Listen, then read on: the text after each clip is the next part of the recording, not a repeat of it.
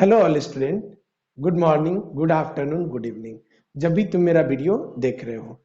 Student, आज हम लोग स्टार्ट करने वाले हैं लेक्चर नंबर 28। पहले हेडिंग डाल लेते हैं, लेक्चर नंबर 28। इस लेक्चर में हम लोग स्टूडेंट एक नया चैप्टर स्टार्ट करेंगे जिसका नाम है सरफेस केमिस्ट्री। हेडिंग लिखो,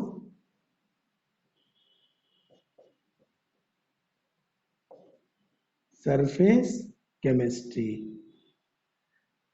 सरफेस केमिस्ट्री लेक्चर नंबर 27 तक मेरा केमिकल काइनेटिक्स है। तुम अच्छे से पढ़ोगे, उसमें बहुत डेप्थ में बहुत सारी बातें बताए, न्यूमेरिकल सॉल्व कराए, कंसेप्ट दिए। फिर भी अगर कहीं डाउट होगा तो तुम हमसे व्हाट्सएप ग्रुप पे पूछ सकते हो। अब हम लोग एक नया चैप्टर शुरू करेंगे, सरफेस केमिस्ट्री। तो फटाफट पहले हेडिंग डाल लो, लेक्चर नंबर 28 और चैप्टर का नाम सरफेस केमिस्ट्री। नाम से नहीं लग रहा है कि सरफेस का केमिस्ट्री डिस्कस करने वाले हैं। एक्चुअली होता क्या है, जैसे मान लो कि हम एक कंटेनर लेते हैं ऐसे, और इस कंटेनर में एक सॉल्वेंट रख देते हैं। सॉल्वेंट रखा हुआ है, अब इसमें हम कोई सॉल्यूट डालते हैं। सॉल्यूट डालते हैं तो सॉल्यूट इसके अंदर आकर के और डिसॉल्व हो जाता है, और ये मिल करके आपस में सॉल्यूशन बना लेता है। मतलब सॉल्यूट को सॉल्वेंट में डालते हैं और ये सॉल्यूशन बनाता है। अभी तक तो हम लोग यही बात सीखे हैं। अब हम लोग ये सीखने वाले हैं कि जब सॉल्यूट को यहां ऐड करते हैं तो पहले वो इस सरफेस को पार करके तब अंदर जाता है। तो सरफेस को जब पार करता है तो सरफेस का क्या घटना होता होगा, that is called surface chemistry. Short में अगर बोले तो ये कह सकते हैं कि chemistry eight the surface will be discuss in this chapter. ठीक है, चलो। अच्छा बताओ, जो सॉल्यूशन पढ़ते थे उसमें एक बात पढ़ते थे क्या, कि एक उसमें टर्म्स होता था सॉल्यूट, एक टर्म होता था सॉल्वेंट, और एक टर्म होता था सॉल्यूशन। तीन चीज आते थे। सॉल्यूट लो अमाउंट होता था,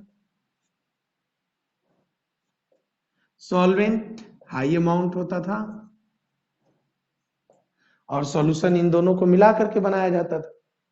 ठीक है, अब हम लोग एक नया टॉपिक पढ़ेंगे इसी में, जब सरफेस का कोई घटना हो। सरफेस का घटना जैसे बहुत सिंपल बात है, कुछ चीजें एग्जांपल के तौर पे ले रहे हैं। जैसे मान लो ये मेरे पास मार्कर है और ये व्हाइट बोर्ड है, हम इसको ऐसे लिख रहे हैं, तो ये इंक यहां पे आ गया ना। क्या ये इंक इस बोर्ड के अंदर गया है? तो आंसर होगा नहीं। यानी ये इंक कहां रहा है, केवल सरफेस पे रहा है। तो क्वेश्चन है कि ये इंक कैसे इस सरफेस पे टिक गया, यही बात पढ़ना है। ठीक है, और इस बात को पढ़ने के लिए हम लोगों को एक बहुत अच्छा टर्म्स पढ़ना होता है जिसको हम लोग बोलते हैं एडजॉर्प्शन। पहला टॉपिक, इसको मिटा देते हैं। और सरफेस केमिस्ट्री में पहले सरफेस केमिस्ट्री का एक अच्छा सा डेफिनेशन लिख लेते हैं। The part of chemistry where we will discuss about the surface phenomena। एक ऐसा केमिस्ट्री का पार्ट जिसमें हम लोग सरफेस फिनोमिना के बारे में डिस्कस करेंगे, that is called surface chemistry. इसी को बुक में देखोगे तो एक अलग पॉइंट डिस्कस करता है, लिखता है in this part of chemistry we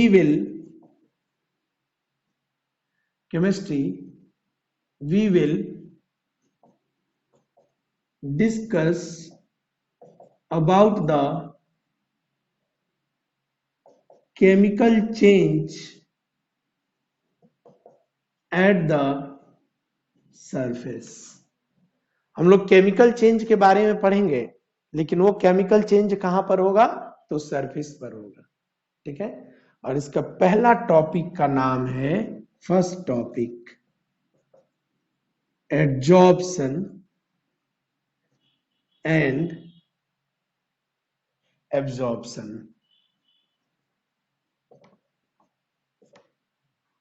एक नाम होता है एडजॉर्प्शन, एड लगा रहता है, और एक नाम होता है एब्जॉर्प्शन, बी लगा होता है। एड और एब, एडजॉर्प्शन, एब्जॉर्प्शन, दोनों नाम बड़ा टिपिकल है, हालांकि दोनों को एक साथ दिखाएंगे तभी तुमको समझ में आएगा। जैसे मान लो हम यहाँ पे एक कंटेनर लेते हैं और इस कंटेनर में यहाँ सॉल्वेंट भरा हुआ है, यहाँ पे फिर एक कंटेनर लेते हैं और इस कंटेनर में भी सॉल्वेंट भरा हुआ है। अंतर क्या है कि यहाँ पे एक गैस डाल रहे हैं। अब जैसे ही गैस डालोगे तो गैस क्या होगा, आके यहाँ पे रुक जाएगा, क्योंकि जो गैस का डेंसिटी होता है वो लिक्विड से कम होता है। मतलब गैस आया और सरफेस पे आके रुक गया, तो इस घटना को हम एडजॉर्प्शन कहेंगे, chemical change at the surface.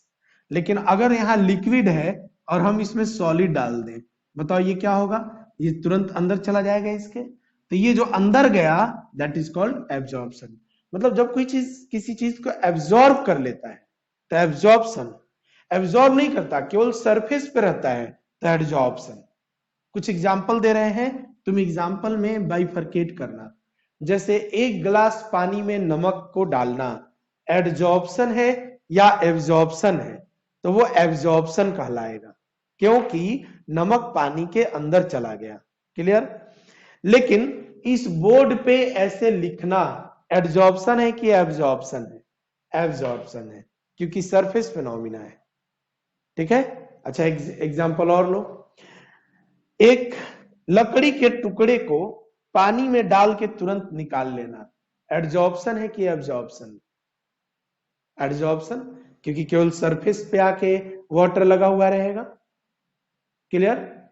अच्छा बताओ, एक फोम को पानी में डालो और तुरंत बाहर निकाल लो, तो छोड़ो मत, नहीं तो पानी उसके अंदर चला जाएगा, क्या कहलाएगा? एडजॉर्प्शन। क्लियर हो रहा है मेरी बात? एक चौक को पानी में डालो तुरंत निकाल लो, पानी पूरे चौक के सरफेस पे लग जाएगा, क्या कहलाएगा? एडजॉर्प्शन।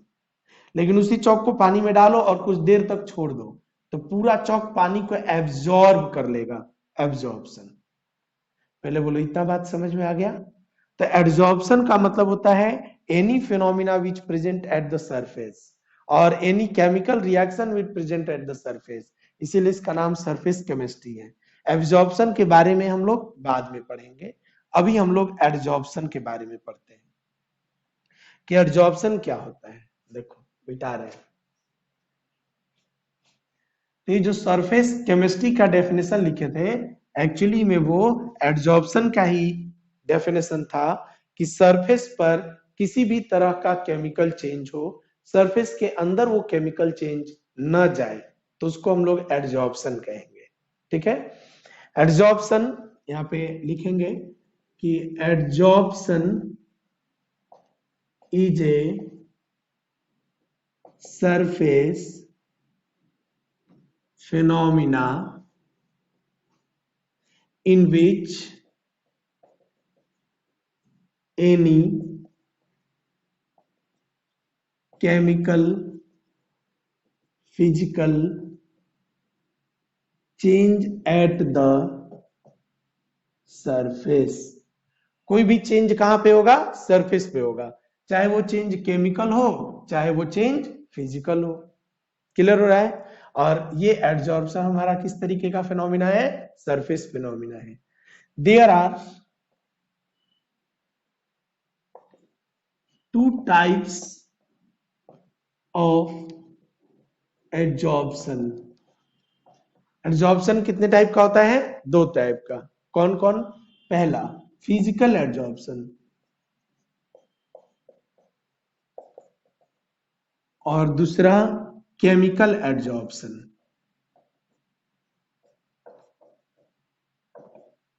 दोनों लिख लो, केमिकल एडजॉर्प्शन, फिजिकल एडजॉर्प्शन। ठीक है, अच्छा फिजिकल एडजॉर्प्शन में क्या होगा? फिजिकल चेंज, और इसमें कौन सा चेंज?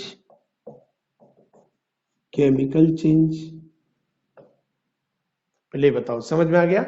अगर फिजिकल चेंज से फिजिकल एड्जॉर्प्शन होगा और केमिकल चेंज से केमिकल एड्जॉर्प्शन होगा। केमिकल चेंज मतलब बॉन्ड वगैरह कुछ बनने लगे, और फिजिकल चेंज का मतलब केवल वंडरवॉल फोर्स ऑफ अट्रैक्शन लगे। ये कह सकते हैं कि वीक एड्जॉर्प्शन होता है, क्योंकि वीक फोर्स ऑफ अट्रैक्शन लगते हैं, और ये स्ट्रॉन्ग एड्जॉर्प्शन होता है। ठीक है, strong adsorption, weak adsorption. Weak adsorption है तो van der Waals force of attraction लगेगा। ये स्ट्रॉन्ग अट्रैक्शन है तो क्या लगेगा यहां, there are some chemical bond will be formed. जब कोई केमिकल बॉन्ड फॉर्म होगा तो केमिकल एड्जॉर्प्शन होगा, और कोई बॉन्ड फॉर्म नहीं होगा, बस केवल फोर्स ऑफ अट्रैक्शन लगेगा तो फिजिकल एड्जॉर्प्शन होगा। इसीलिए देखोगे तो ये लो टेम्परेचर पर होता है, टेम्परेचर बढ़ा देने से फिजिकल एड्जॉर्प्शन कम हो जाता है। ठीक है, और इसको देखोगे तो ये हाई टेम्परेचर पे होता है, क्योंकि इसको बॉन्ड बनाना होता है। तो high temperature more favourable, low temperature more favourable. ठीक है, और आ जाओ, ये मल्टी लेयर होता है। मल्टी लेयर क्या हुआ अभी समझाएंगे। और ये मोनोलेयर होता है, मोनोलेयर होता है।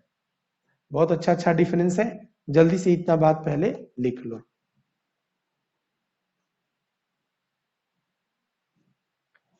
एक मल्टी लेयर है और एक मोनोलेयर है। ठीक है, तो physical adsorption and chemical adsorption. Physical adsorption weak होगा, वंडरवॉल फोर्स ऑफ अट्रैक्शन लगेगा, लो टेम्परेचर पे होगा, मल्टी लेयर बनेगा, और यह हाई टेम्परेचर पे होगा। मिटा दे इसको, वीडियो पॉज करके इसको लिख लेना। अब देखो ये एड्जॉर्प्शन का सेंस क्या है, मल्टी लेयर और मोनोलेयर का सेंस क्या है। देखो, जैसे मान लो अभी हम लोग फिजिकल एड्जॉर्प्शन पे बात कर रहे हैं।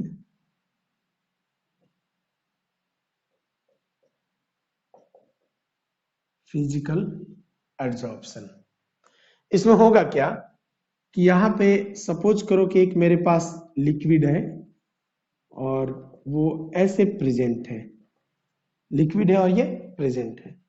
अब यहाँ पे एक गैस आया, गैस आया, ध्यान दो गैस होगा क्या, गैस होगा तो इसके मॉलिक्यूल्स होंगे। मान लेते हैं कि ये सारे मॉलिक्यूल स्फेरिकल है। अब ये मॉलिक्यूल जब यहाँ नजदीक आएंगे तो ये जो लिक्विड के, अब यहाँ एग्जैक्टली क्या क्या होता है वो सुनते चलना। जैसे ये जो लिक्विड है और ये गैस है, ये गैस के सारे मॉलिक्यूल्स हैं और ये लिक्विड के यहाँ सारे मॉलिक्यूल्स हैं, इस तरीके से प्रेजेंट है।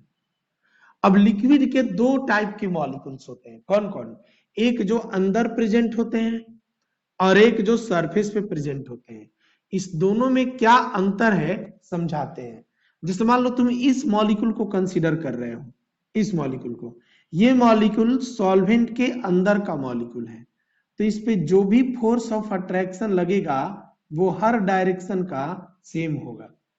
तो सेम फोर्स ऑफ अट्रैक्शन से ये एक बैलेंस फोर्स को कंसीडर करेगा, किसको,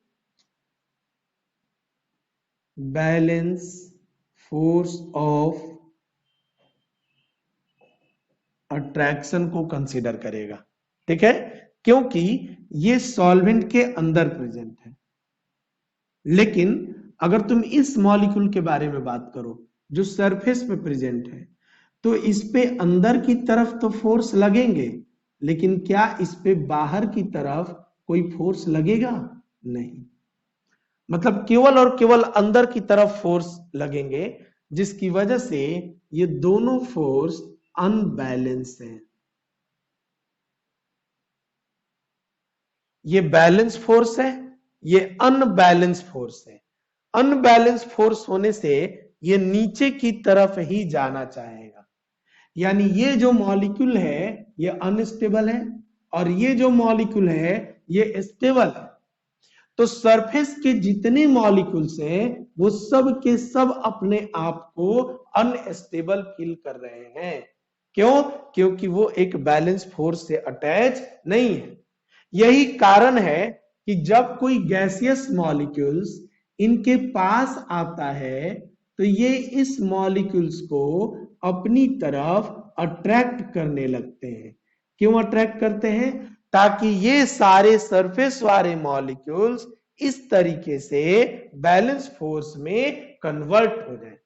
मेरा बात समझ में आ रहा है? ठीक है। अब क्या हुआ, जब ये मॉलिक्यूल आए तो इस मॉलिक्यूल से इनका कोई केमिकल रिलेशन तो नहीं बन रहा है, केवल एक अट्रैक्शन बन रहा है, और वो फोर्स ऑफ अट्रैक्शन इसके अनबैलेंसिंग फोर्स की वजह से क्रिएट हो रहा है। यही कारण है कि ये मॉलिक्यूल यहां आकर के चिपकना तो चाहते हैं, ये सारे मॉलिक्यूल्स को ये अपनी तरफ खींचता है, लेकिन कोई केमिकली चेंज ना होने की वजह से। हाँ, तो थोड़ा वीडियो पॉज हो गया था। अब यहाँ पे हम बता रहे थे कि जब ये आके सारे पार्टिकल यहाँ चिपकना चाहेगा, लेकिन जैसे ही तुम टेम्परेचर बढ़ाओगे होगा क्या, ये सारे मॉलिक्यूल्स यहीं से वापस दूर भागने लगेंगे, ऐसे दूर भागने लगेंगे। क्यों? क्योंकि टेम्परेचर जैसे बढ़ाओगे इन सारे मॉलिक्यूल का केमिकल काइनेटिक एनर्जी बढ़ जाएगा, और काइनेटिक एनर्जी बढ़ जाने से ये ऊपर चले जाएंगे, फिर नजदीक नहीं आएंगे। तो ये था हमारा फिजिकल एब्जॉर्प्शन। अब हम लोग बात करते हैं सेम केस में कि फिजिकल एब्जॉर्प्शन में मल्टी लेयर क्या होता है। तो फिजिकल एब्जॉर्प्शन में तो van der Waals force of attraction लगता है। अब मान लो कि हमारे पास यहाँ पे एक सॉल्वेंट का लेयर है, यहाँ पे गैसेस मॉलिक्यूल्स आ रहा है, ये मॉलिक्यूल जैसे ही नजदीक आएगा तो इसको केवल यही लेयर थोड़े ना अपनी तरफ खींचेगा, क्योंकि ये तो van der Waals force of attraction है जो एक्चुअली में न्यूक्लियर फोर्स ऑफ अट्रैक्शन की वजह से लगता है। इसका न्यूक्लियस इसके इलेक्ट्रॉन को अपनी तरफ खींचते हैं ना, तो आप ये भी लेयर खींचेगा, ये भी, ऐसे कई सारे लेयर इसको अपनी तरफ खींचेंगे। इसीलिए इसको मल्टी लेयर का अट्रैक्शन फोर्स भी कहा जाता है, या मल्टी लेयर का एब्जॉर्प्शन भी कहा जाता है। अब आ जाओ, इसी बात को हम लोग केमिकल एब्जॉर्प्शन से समझते हैं। सपोज करो यहाँ पे देखो, ये तो बैलेंस फोर्स, इसका कोई मतलब नहीं है, ये सरफेस वाले की बात करते हैं। मान लो मेरे पास यहाँ पे एक सरफेस है, सरफेस का मॉलिक्यूल्स है, और यहाँ पे कोई ऐसा मॉलिक्यूल आ रहा है जो इसके साथ केमिकली बॉन्ड बना रहा है। तो जब ये मॉलिक्यूल इसके साथ केमिकली बॉन्ड बना लिया तो क्या ये अब इसके साथ केमिकली बॉन्ड बना पाएगा? नहीं। तो जितने केमिकल बॉन्ड का फॉर्मेशन होगा वो तो एक बार में एक ही जगह होंगे, इसीलिए इसका नाम होता है मोनोलेयर। मतलब अगर तुमको मोनोलेयर और मल्टी लेयर का मतलब समझना है तो इतना समझो कि जब बॉन्ड बनेगा तो एक बार में एक एटम बॉन्ड बनाएगा, इसलिए वो मोनोलेयर के नाम से जाना जाएगा। और अगर फिजिकल केवल अट्रैक्शन है तब तो हर लेयर अट्रैक्ट करेगा और वो फिजिकल एब्जॉर्प्शन के नाम से जाना जाएगा। पहले बोलो, इतना बात समझ में आ गया? चलो ठीक है।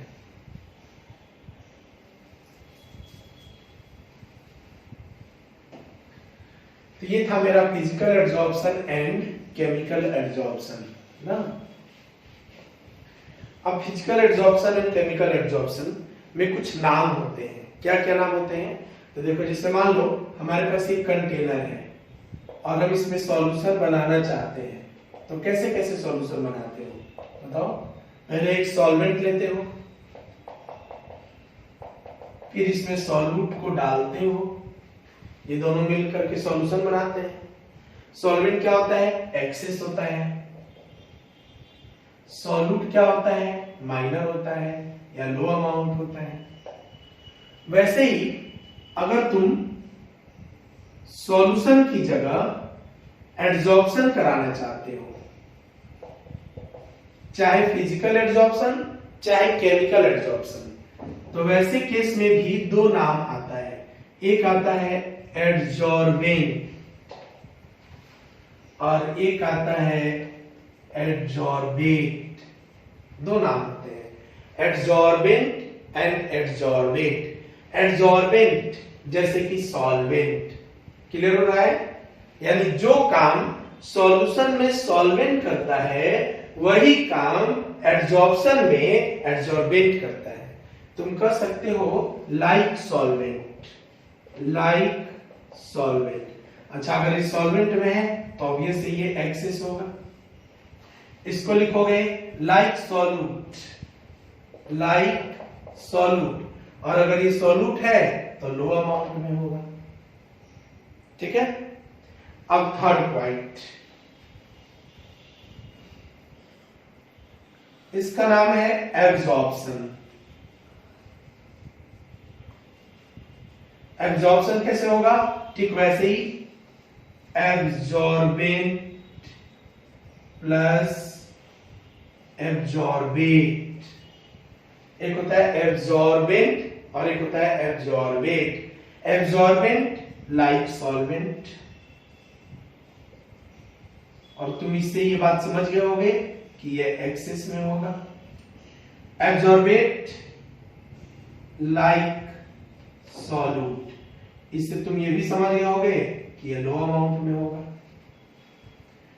तो सॉल्वेंट एंड सॉल्यूट मिलकर सॉल्यूशन बना लिया, एड्सॉर्बेंट एंड एड्सॉर्बेट मिलकर एड्सॉर्प्शन बना लिया, और एब्जॉर्बेंट एंड एब्जॉर्बेट मिलकर के एब्जॉर्प्शन बना लिया।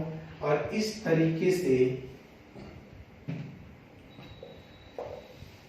ये तीनों अलग अलग टाइप में डिफाइन हो गया। ठीक है, जल्दी से इसको लिख लो, वीडियो पॉज करके इसको लिख लो, क्योंकि ये सब बहुत इंपॉर्टेंट है।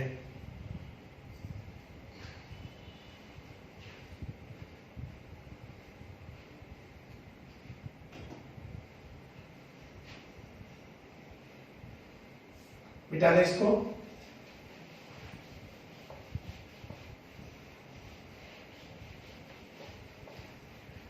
और इस तरीके से हमारा adsorbent, adsorbate, absorbent, absorbate, absorption, adsorption, हर एक पॉइंट क्लियर हो गया। अब हम लोग यहाँ पे कुछ और बात करने चलते हैं। ठीक है, अच्छा एक बात बताओ, यहाँ पे एग्जांपल ले रहे हैं, तुमको ये बताना है कि ये किस टाइप का एड्सॉर्प्शन है, फिजिकल या chemical. Water plus helium gas, बताओ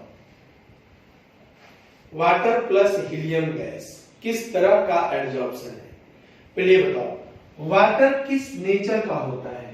तो वाटर का मॉलिक्यूल अगर लोगे तो यहाँ पार्शियली माइनस पार्शियली प्लस, ये मिलकर के आपस में इस तरह से dipole moment is not equal to zero, मतलब पोलर बनाएगा नहीं। और जब तुम हीलियम गैस लोगे तो वो तो एक मोनो एटॉमिक गैस है, मोनो एटॉमिक गैस। क्या इन दोनों में किसी तरह का मॉलिक्यूल फॉर्मूला केमिकल फॉर्मेशन हो सकता है? नहीं। यानी ये एक फिजिकल एड्सॉर्प्शन का अच्छा सा एग्जांपल है, फिजिकल एड्सॉर्प्शन। फिजिकल एड्सॉर्प्शन का द बेस्ट एग्जांपल है कि वाटर के ऊपर हीलियम गैस पास कर दिया। एक और एग्जांपल, वाटर पे CO2 गैस पास कर दिया। जल्दी से बता दो ये कौन सा एड्सॉर्प्शन का एग्जांपल है, फिजिकल या केमिकल?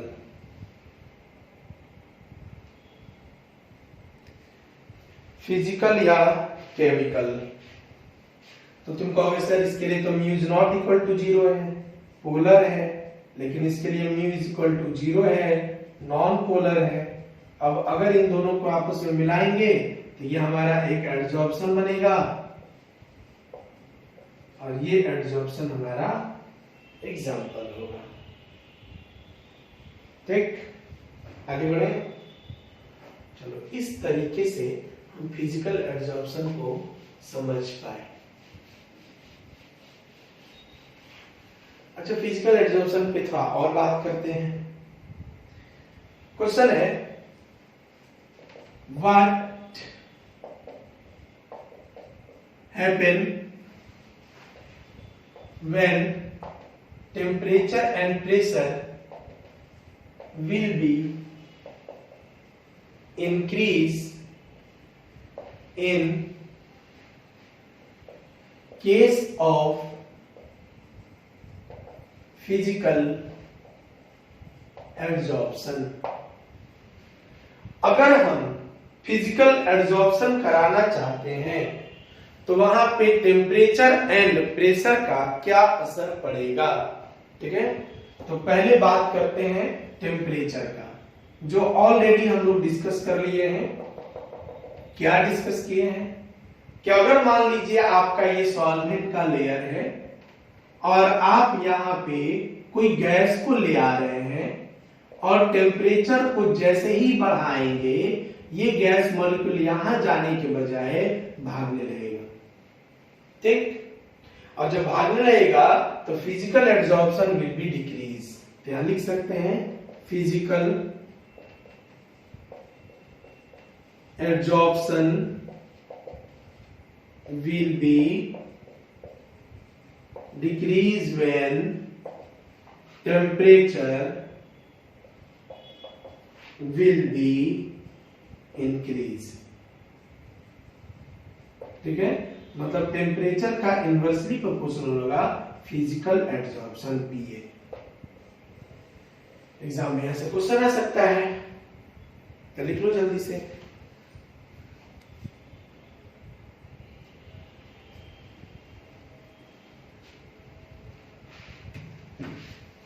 ठीक है, लिख लिए। अब आ जाओ प्रेशर की जरा बात कर लो। यहां पे हमारा क्या है, लिक्विड है, इसमें क्या डाल रहे हैं, गैस, ऐसे नजदीक लाए हैं। जैसे ही गैस का प्रेशर बढ़ाओगे ये मॉलिक्यूल्स इसके नजदीक आएगा, और जब नजदीक आएगा तो यहाँ पे सरफेस पे उसका एब्जॉर्प्शन का रेट बढ़ जाएगा, नहीं, क्योंकि ज्यादा से ज्यादा मॉलिक्यूल पास आने लगेगा। तो ऐसा कहा जाता है कि physical absorption will be increase when pressure of system, system मतलब गैस के बाद वाला, यानी कि यहां बढ़ा दोगे pressure, system will be increase, मतलब pressure is directly proportional to physical absorption. Pressure is directly proportional to physical absorption. तुमको पता है कोल्ड ड्रिंक के जो बॉटल है, बहुत इंपॉर्टेंट क्वेश्चन पूछा जाता है, जिससे मान लो ये, हालांकि ऐसा कोई कोल्ड ड्रिंक का बोतल नहीं होता है, मान लो एक कोल्ड ड्रिंक का बोतल है ऐसे, तो तुम देखे होगे वहां पे हाई प्रेशर पे इसको सील्ड किया जाता है। क्यों? क्योंकि जो कोल्ड ड्रिंक के बोतल है उसमें लिक्विड होते हैं और गैस के फॉर्म में CO2 गैस मिलाया जाता है, तो CO2 गैस कभी यहाँ पे एब्जॉर्ब नहीं होगा सरफेस पे, तो ये इसके साथ एब्जॉर्ब हो, इसके साथ रहे, इसके लिए यहाँ पे प्रेशर क्या किया जाता है, हाई प्रेशर। मतलब कोल्ड ड्रिंक बोतल sealed at high pressure because CO2 do not absorb at the low pressure with solvent. Clear हो गया? सॉल्वेंट बोलना भी अब गलत है, तो बोलना होगा एब्जॉर्बेंट ना, क्योंकि अब हम लोग एब्जॉर्प्शन पढ़ रहे हैं। ठीक है, तो बड़ा इंटरेस्टिंग है ये सब टॉपिक, और ये सारे छोटे छोटे पॉइंट्स हैं, याद करना भी जरूरी है इनको ना। जल्दी से इसको लिख लो, वीडियो पॉज करके, वीडियो पॉज करो, इसको लिख लो, मिटा दे इसको। अच्छा, सेम अगर बात करें कि फिजिकल और केमिकल एब्जॉर्प्शन के बारे में कुछ बताइए, तो तुम इसी तरीके से बता सकते हो। फिजिकल एंड केमिकल एब्जॉर्प्शन के बारे में भी तुम इसी तरह से सॉल्व कर सकते हो, कोई दिक्कत? तो चलो, उम्मीद है कि तुम घर पे अच्छे से पढ़ाई कर रहे होगे। देखो, अभी एक नया चैप्टर शुरू हो गया है, सरफेस केमिस्ट्री, जिसमें आज हम लोग physical absorption, chemical absorption, absorbate, adsorbent, adsorbate, हर पॉइंट को डिफाइन किए। ये एक बार में याद नहीं होगा, इसलिए इस वीडियो को 2 बार एटलीस्ट देखना। थ्योरेटिकल पार्ट है, अच्छे से कंप्लीट होगा। अभी हम लोग प्रेशर और टेम्परेचर पे सिस्टमैटिकली नॉर्मल बात कर रहे थे कि क्या असर पड़ेगा फिजिकल एब्जॉर्प्शन पे। अब हम लोग ग्राफ से एक्सप्लेन करेंगे कि जब प्रेशर या टेम्परेचर बढ़ाते हैं तो हमारे फिजिकल एब्जॉर्प्शन पे ग्राफिकली क्या असर पड़ता है। ठीक, तो वो हम लोग देखेंगे नेक्स्ट लेक्चर में ना। पढ़ाई करते रहो, सिस्टमैटिकली नोट्स बनाते रहो, और अगर कहीं भी दिक्कत हो तो व्हाट्सएप ग्रुप पे आके पूछ सकते हो। कुछ बच्चे हमसे नंबर मांग रहे थे, तो नंबर लिख दे रहे हैं 6393167482, ये मेरा व्हाट्सएप नंबर है। ठीक है, क्लियर? तो चलो फिर यहीं से देखेंगे अगली क्लास में।